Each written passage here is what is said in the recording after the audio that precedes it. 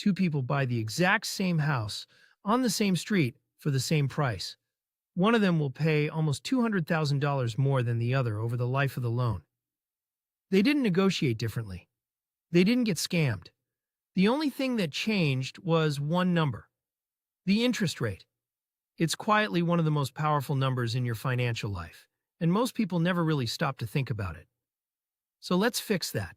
At its core, an interest rate is simply the price of money. When you borrow money, you're renting it, and the interest rate is the rent. Borrow $1,000 at 10% for a year, and you pay back $1,100. That extra 100 is the price of using someone else's money for 12 months. And it works the other way too. When you put money in a savings account, you are actually lending it to the bank, and the interest they pay you is your rent for letting them use it. So an interest rate is really just this: the cost of borrowing and the reward for saving. One number, two sides. And that price is never random. It mostly depends on two things: how long you borrow for and how risky the lender thinks you are. Lend money for 30 years instead of one, and you'll want more rent for the extra waiting and risk. Lend to someone who might not pay you back, and you'll charge more to cover the gamble. That's why a government can borrow far more cheaply than a person with a shaky credit history. Same money, very different price. But who decides what that price is? Here's the part that surprises people. There isn't one interest rate, there are thousands on mortgages, car loans, credit cards, savings accounts. But almost all of them follow one master number, set by the central bank. In the United States, that's the Federal Reserve. In the UK, the Bank of England. The central bank sets a single benchmark, the rate at which banks lend to each other overnight.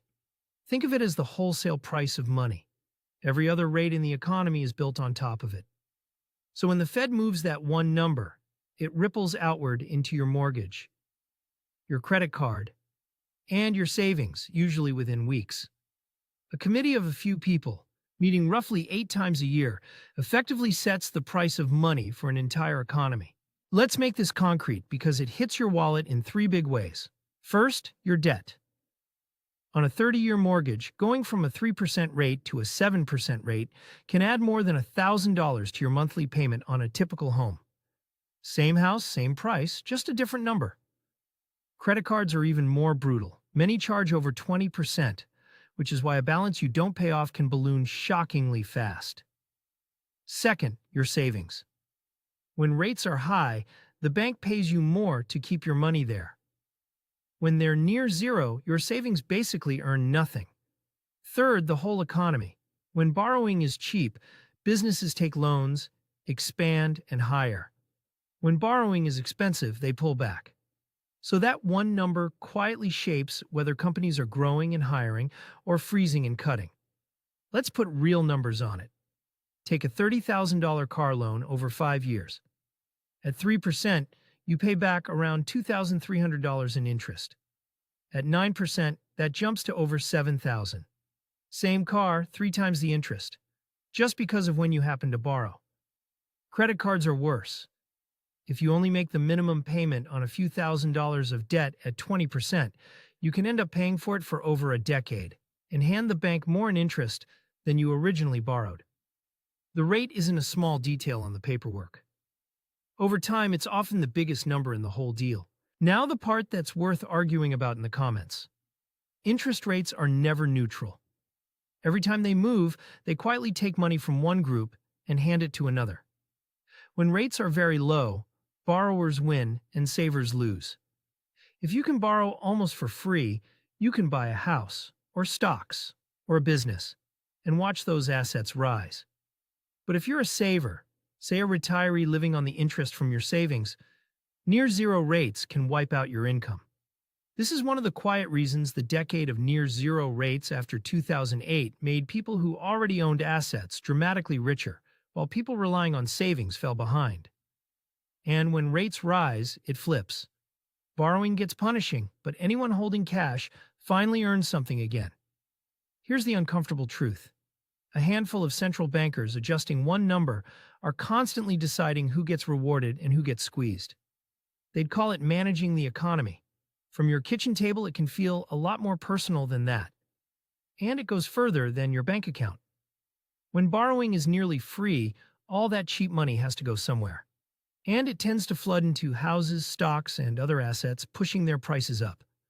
That's part of why, in the low-rate years, home prices in the stock market climbed so fast that an entire generation felt locked out. If you already owned a home, you got richer while you slept. If you were still trying to buy one, the ladder kept moving further away. None of that was an accident. It was in large part the price of money being set near zero. So why do they keep moving the number at all? Because the central bank is walking a tightrope between two dangers. On one side, inflation. If money is too cheap for too long, people borrow and spend too much, and prices spiral up. To cool that down, they raise rates, making borrowing expensive so the economy slows. On the other side, recession. If rates stay too high for too long, borrowing dries up, businesses stop hiring, and the economy can stall. To wake it back up, they cut rates. You watch this happen in real time.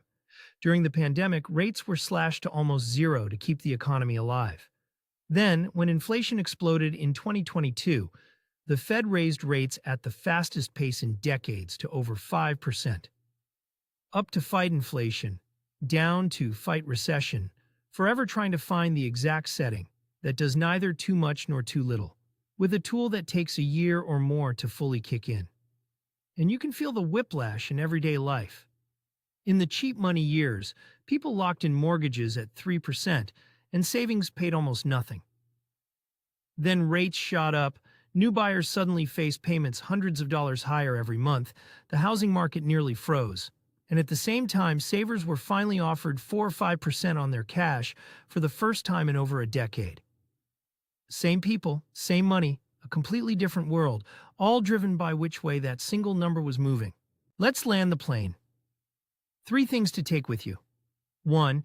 An interest rate is just the price of money, the cost of borrowing, and the reward for saving. 2. Almost every rate you will ever pay follows one master number set by the central bank. So when you hear the Fed has moved rates, that's your mortgage and your savings being repriced. 3. Rates are never neutral. Every move quietly rewards either borrowers or savers, owners or earners. So the next time a news anchor says the Fed raised or cut rates, you won't just nod along. You'll know exactly whose pocket it's moving money into. And here's the practical takeaway. Whenever you're about to borrow for a car, a credit card, or a home, the interest rate matters far more than the sticker price. A cheaper item on an expensive loan can quietly cost you more than an expensive item on a cheap one. Learn to look at the rate first. And next time, we'll follow the money one step further into the banks themselves to see how they quietly turn these very rates into one of the most profitable businesses on earth. That's the next video. Subscribe to Plain Economics. No jargon, just plain.